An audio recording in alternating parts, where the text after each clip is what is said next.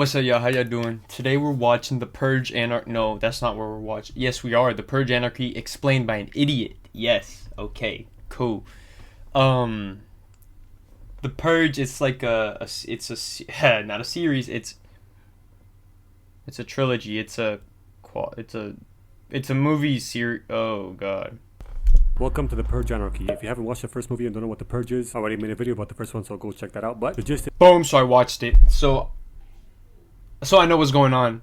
is that Americans get one night a year where all crime is legal from in a house, right? Not returning the shopping cart. I know the last one isn't exactly a crime, but it fucking should be. Now let's quickly run by a few important characters in this movie. First, this poor black family. Eva is a single mother working as a waitress, struggling to make ends meet and pay for her father's medication. He has an unknown illness that the movie does not specify. It's probably mega AIDS or some shit. Her adolescent daughter Callie really likes this anti-purge group whose name is very close to FNAF. I'm not even kidding with that one. And they believe that the purge was created for rich people to kill the poor people, and they want to fight back against the rich. So she really hates the purge. Well, the whole family does. Next, we got this white couple that's so generic I won't even bother to separate them into two different characters on the board, because who fucking cares? They've agreed to break up, but the guy doesn't know how to tell his family. The girl keeps calling him a pussy for dragging it out. Then we got this other dude who's always the evil white guy. Is this about the first movie? Because no way. Let's call him Chad Thundercock. This is not the first movie or something, so he's good with guns, and he's out purging to avenge his dead son by killing the drunk driver who ran him over a year ago and got away with it because the legal system is fucked. Other than that, I don't really think he's interested in purging. Movie starts a couple hours before the purge starts. Eva goes home from work, and her daughter asks her. She asks her boss for a raise. She's like, no, which is slightly confusing to me because I'm pretty sure when her work bestie said this to her, you're really gonna ask her tonight? She was referring to the same thing, but she said tonight, and it's clearly not night yet. So did she tell her daughter she was gonna do it in the morning, or did she lie to one of them? Fucking, that's so relevant. Never mind. Grumpy black grandpa gives them all kisses and hugs them, tells them not to wake him up and bother him because he's gonna try and sleep through this godforsaken piece of shit holiday. Then we cut to the generic white couple buying shit from the supermercado, arguing a bit, then getting spooked by a few dickheads who are clearly gonna go out and purchase. He's from Supernatural, right? And finally we see Chad dude locking and loading his shit, readying up for a night of vengeance. His ex shows up trying to stop him, but he's like, I'm vengeance. See, this is why I broke up with you. I'm Batman. No, you're not Batman, and Batman doesn't kill. Forget him. It's like, what, I'll let you name our kid that. She leaves and so does he in his armored car less than an hour before the purge starts. Back with a white couple, they're driving home, but then the car starts acting up. The guy says that they lost power steering and they break down by the side of the road. They realize that the purging fucks with face paint, messing with their car, cut a few wires and shit. That I'm pretty sure we just stopped the car from starting in the first place and not fucks with face painting up. The guy says that they lost power steering and they break down by the side of the road. They realize that the purging fucks with face paint, messing with their car, cut a few wires and shit. That I'm pretty sure we just stopped the car from starting in the first place and not create a delayed breakdown. So they already know you can't really tell they're on the way. Fails when you're driving a fucking straight line and you're not turning, but maybe the car gave them a warning on the dash. Never mind. No taxi service willing to pick them up this close to the purge. No car stopping for them. The purgers with the white van being on their ass, and them being smack dab in the center of downtown, which is where everyone comes to purge. They start legging it, trying to make it home. They somehow lose the guys with the white van on foot, or maybe they went off to sabotage some other people. I don't know. The purge starts. Carnage and rampant violence is happening all around them. They try to hide in a dumpster, but find a dead body in it, so they abandon that idea. Although there are 3 other dumpsters around them. Probably was a terrible idea to begin with. They see that their saboteurs are right around the corner. Yes, I used an eloquent word there. Saboteurs. Look at me, so distinguished. They see that their saboteurs are right around the corner, so they continue running. Meanwhile, Eva and Callie have boarded up their apartment. Mom lays a gun on the table just in case. You should probably keep that on your person the whole time. Yeah, honestly, what the hell? There, whatever. They start making food and Callie goes to check if Granddad wants to have some, even though he specifically told her not to bother him. She doesn't find him, instead finds a note, calls over her mom. They both read it and find out that he snuck out while they weren't paying attention and went to get killed by some rich guy. Since he's dying already, he doesn't want to be a burden on his family anymore, so he thought he might as well get some money for it and give it to them, because that's how rich people purge. They pay sick/old/dying anyway people to come over to their home and get killed by them so they can purge in the safety of their own home. So he's gonna get killed by the Trump family, and in exchange they will give his family 100,000 big ones. They're sad about that, but there's nothing they can really do about it, because by now his head's probably a mantelpiece, his legs a golf club, and his nutsack's a coin purse. R.I.P. Granddad. They don't even have time to mourn though, because they hear something big pulling up outside and see through the cracks of their shitty defenses that a bunch of super armored dudes are coming out of a big truck. Immediately after that, a crazy neighbor that I'm pretty sure wants to rape Eva blows down their door. See, now this is why you should have had your gun on, you idiot. Anyway, something even more annoying happens because they're hiding, and while doing that, the stupid ass, bitch ass, imbecile daughter says this. Diego, don't come back here. We have guns and we will shoot you.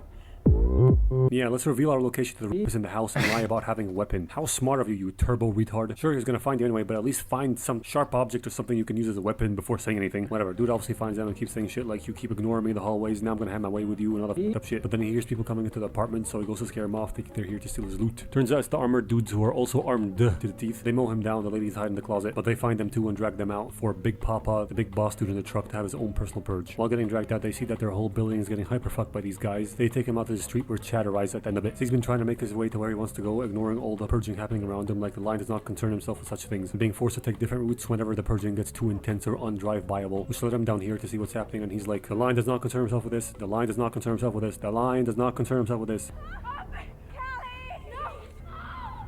Fuck, the lines got us off hard, man. Seeing this help mom and daughter combo who decides to intervene, approaches in stealth mode, takes out all the armored cooks using some gun fu, including Big Papa, checks the perimeter, doesn't notice that Big Papa is still alive, then gives them the nod, meaning that they can come with him back to the car. At the same time though, the generic white couple got spotted by one of those masked white van purgers who alerted the rest of his buddies using an intricate signal. You know why he used 8 noises? That's right. 'Cause you're black. So they ran some more, got to Chad's car right after he left it, found it open, and decided to hide in it. So when Chad gets back to the car, he finds them in there like, who the fuck are you? Chad, the Big Poppy, is still...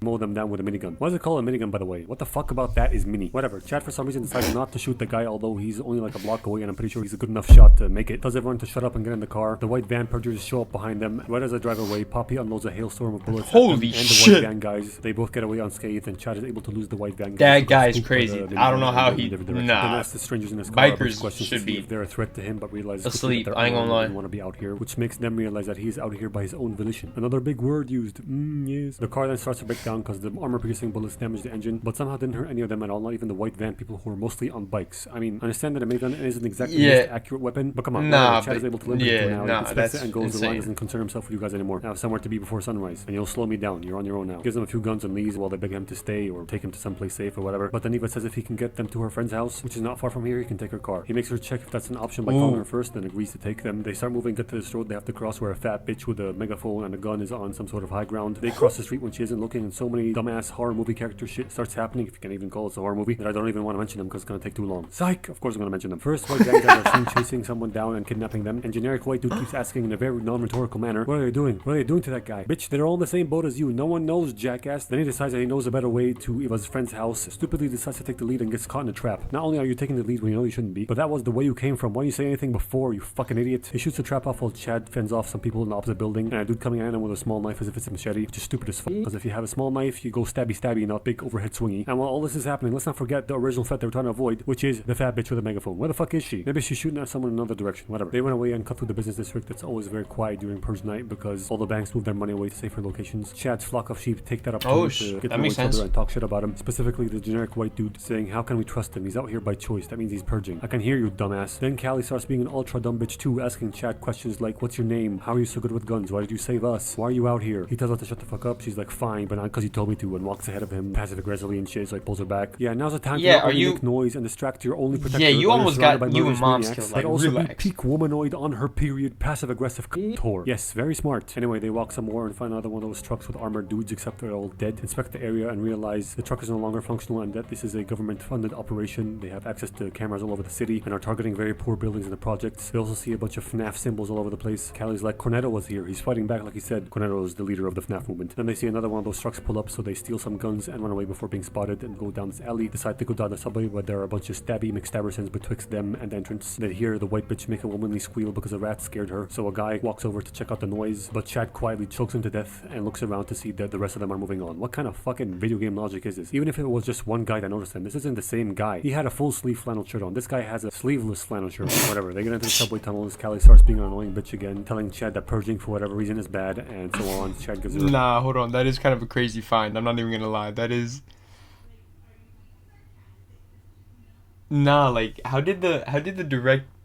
You know what? Let me not... I'm not going... Nope. Peace and love. His bulletproof vest because with how annoying she is, she's probably gonna need it more than him. They pass by some unarmed homeless people hiding out down here, trying to make it through the night. Walk a bit more. Maybe he changed. And see two buggies coming down the tunnel with a flamethrower and a machine gun. That's The homeless always people an jump option. out of hiding and run, which is dumb as fuck because they most likely would have driven by without noticing them. But the movie What are needs those something to get shot babies? first, so the main protagonists have a chance to escape. So whatever. They run, but Eva's old and out of breath. She falls. Chad has to carry her away. The white couple decide to take cover and shoot back while a continuity error happens because Chad and the ladies completely disappear from the shot after we just saw them running down the middle of the tunnel. White guy gets shot on the shoulder, but they continue firing back and are able to hit the driver and the flamethrower gas tank, flipping the car and blowing it up. They all make it out of the subway and book it to the friend's house. She lets them up to her apartment. They fix up the white guy's shoulder, and in her apartment there's a palpable tension between her and her sister. And although they're an anti-purge household, the aura in there is very dangerous, which is confirmed when Chad sees that the friend is a pill-popping alcoholic psycho who keeps flirting with her sister's husband. He warns Eva that her friend might be a psycho loose cannon and asks for the car. She tells him that they have no car. Like, I had to lie to get my daughter to safety. He's like, ooh, you pants on fire, bitch. I was doing this for my son. By the way, Chad asked for a clean shirt from the psycho's father, and this guy was like, I could use a clean shirt. Down the hall, second door on the left, top drawer of the bureau. What's mine is yours. the amount of trust this guy has that a random armed dude off the street on Purge night is not gonna rob him blind or worse is insane. Anyway, Chad decides to leave anyway. Callie tries to stop him. Then shit hits the fan because the psycho sister shoots and kills her because she found out that she's been sleeping with her husband. Wants to kill her husband too, but he's also armed, takes someone hostage and tries to fight back. Chad intervenes again and is barely able to get his sheeple out of there. He's still furious with Eva for lying to him, but there's no time for anger because he hears a truck pull up outside, goes to check it out. It's Big Papi. He tracked Chad here using the street cameras and wants revenge on him for shooting him and killing half his team. Chad runs back in, warns his team, and gets them out before the armored people get into the building. They jump the fence. As soon as they do that, they all get knocked down and abducted by the white van purgers who drop them off by these people in suits that pay them for kidnapping random people off the streets and getting them over here. The gang, along with some other randos off the streets, get dragged onto a stage in front of a bunch of rich tosspots. This wrinkly old boy Parton bitch comes on the mic saying that since this is the last purge before the night ends, the entry price will be $200K, then giving a bunch of weapons recommendations. They're obviously paying to participate in the private purge of some sort. After they get enough participants, they get shoved into a dimly lit laser tag arena unarmed. On the other end, 7 rich kids enter with their weapon of choice and night vision goggles. Generic white guy asks another brilliant fucking question. What is this? Man hunted. Nah man, you're about to have a tea party with a bunch of rich folks. Of course you're being hunted, you fucking idiot. I'm starting to think his girls are...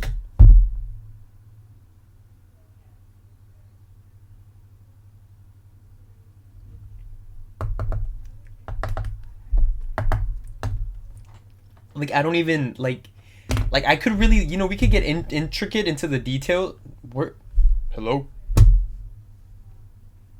Okay. Into this, like, you know, like, how can you even stab? Like, it's the same, like, honestly, this is all you got. You just got, like, not even the tip. This is the tip. That's, like, like, you don't feel, or, but, you know, like, it's obviously, like with this one, you know how he said, like, you have to go, you know, stabby stabby if you got, like, you know, some, like, small. Hey, with that, maybe, hear me out, maybe the guy in the movie had this shit on him. Think about it, because you can't, so he was like, and then he was like, oh, okay, they're over there. But obviously he knows because that's his weapon of choice. So then he had to go, like, and then ended up getting him killed. So again, this is ineffective. It makes no... Man, you see how I pieced that together? I'm honestly kind of proud of myself. I don't know what that is. I'm not... breaking up with him because of his cognitive... Honestly, no, I'm not proud of myself because I made that make sense. What? I made that make sense. And so that's honestly probably not a... abilities. Fucking brain-eating amoebas who starve in this guy's head. Not Chad tells great. him to stay put, sneaks around and jumps one of the rich bitches, kills him, then another, takes his goggles and his gun, keeps doing that, all in all ends up killing 4 of them and shooting at the rich bitches, watching from above behind some bulletproof glass, takes another pair of goggles and a gun, brings it back to the sheeple, gives it to the white lady to help. She ends up killing 1 more, then the last 2 run away, because Dolly was like, oh, they're killing us back, and called for backup. The lights flick on and a bunch of armed, suited dudes come in. Chad looks at his peeps and goes, Alan, we are so fucked. Then the white dude gets shot up because the guard came in from the door that they came in from. Chad turns around and shoots him, and I was just about to say, they forget about the door behind them. Also, I know for a fact that's not the only car on this side of the arena. And why'd he only aim at the white guy and not spray and pray them all? You know what? Doesn't really matter. At least the white guy's dead. He was a dumbass. White bitch is sad and the rest sort of accept their fate, but then they hear explosives and alarms going off. It's the 5 Nights at Freddy's guys. They're here. Man, I'm assuming that's the guy from Supernatural. I never really watched it, but, like, I've seen, like, you know, I know it exists. The show exists. So that man has gone through a lot of stuff. So the fact that a gun killed him, I mean, right in Supernatural, I'm sure that, like, there's, like, demons and all that. Hey, man. It just goes to show what lead can do. By coincidence, fighting back and killing the posh bitches. They come and telling them not to shoot because they're on their side. Then Cornetta himself and only aim at the white guy and not spray and pray them all. You know what? Doesn't really matter. At least the white came in from. Chad, Alan, we are so fucked. Then the white dude gets shot up because the guard came in from the door that they came in from. Chad turns around and shoots him, and I was just about to say, did they forget about the door behind them? Also, I know for a fact that's not the only car on this side of the arena. And why'd he only aim at the white guy and not spray and pray them all? You know what? Doesn't really matter. At least the white guy's dead. He was a dumbass. White bitch is sad and the rest sort of accept their fate, but then they hear explosives and alarms alarms going off. It's the Five Nights at Freddy's guys. They're here by coincidence, fighting back and killing the posh bitches. They come and telling them not to shoot because they're on their side. Then Cornetto himself comes in. Chad tells his peeps that he needs to go, but the white woman wants to stay and purge now because she's so mad. Cornetto tells him to leave her with them. So Chad takes the ladies and stops Dolly from driving off, steals her car, and drives over to his son's killer's house. Tells his son's story to the ladies in detail, and that he disabled the defenses at the back of the house 2 weeks ago so that he can come and do revenge today. Callie tries to stop him one last time, like purging is not the defense. Wants to stay and purge now because she's so mad. Cornetto tells him to leave her with them. So Chad takes the ladies and stops Dolly from driving off, steals her car, and drives over. Sorry, like, we're not popping her? Like, hey. I'm happy for him. To his son's killer's house, tells his son's story to the ladies in detail, and that he disabled the defenses at the back of the house 2 weeks ago so that he can come and do revenge today. Callie tries to stop him one last time, like purging is not the answer, forgiveness is stronger, blah, blah, blah. But he's like, fuck off, let me do revenge. He did that to Dolly, didn't he? That's the woman's name in the blue dress. I just, you know, because I'm smart.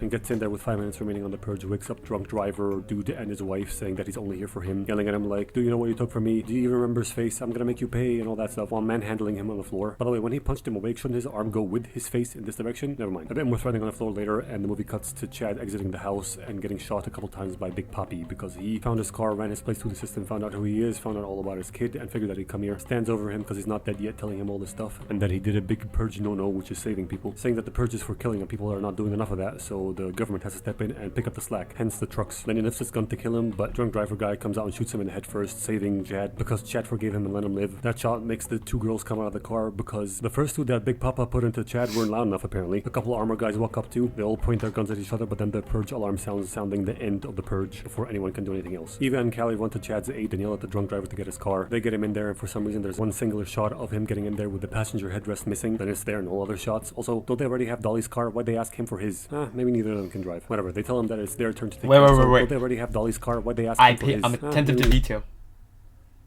And my bad, they don't want to drive a stolen car when the purge night is over. Oh, and my bad, they don't want to drive a stolen car when the purge night is over. Oh, there's intricacies. Oh. None of them can drive. Whatever, they tell him that it's their turn to take care of him, drive him to the hospital and save his life. Honestly, better than the first movie. This movie gets 6.999999999999999 Don't say something dumb, please. out of 6.9 out of 32. That's not even 30%. That's wow, that's a bad rating. That's not even 20%. That.